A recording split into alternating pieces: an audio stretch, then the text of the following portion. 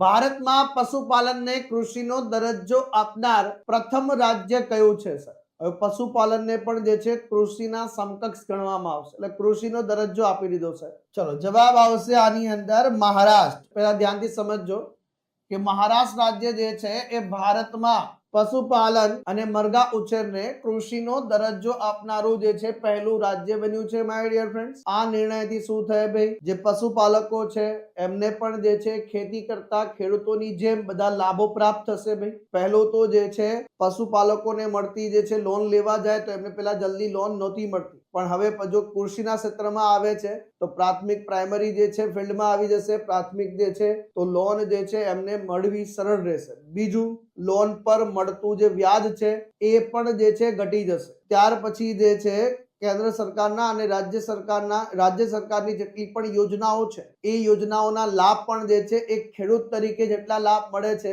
એટલા જ લાભ જે છે પશુપાલકોને પણ મળવા પાત્ર રહેશે. તો આ બધું જે છે એક ફેરફાર થઈને વધારો થશે સાહેબ. તો આનાથી જે છે સબસિડી મળવા પાત્ર રહેશે, ઓછો ટેરિફ લાગશે, પછી ટેક્સ ઓછો લાગે સાહેબ. ઘણા બધા એડવાન્ટેજ થાય સાહેબ, અને આ એડવાન્ટેજ જે છે પશુપાલનને જે છે એક પ્રકારનો વેગ આપવાનો પ્રયાસ કરશે સાહેબ.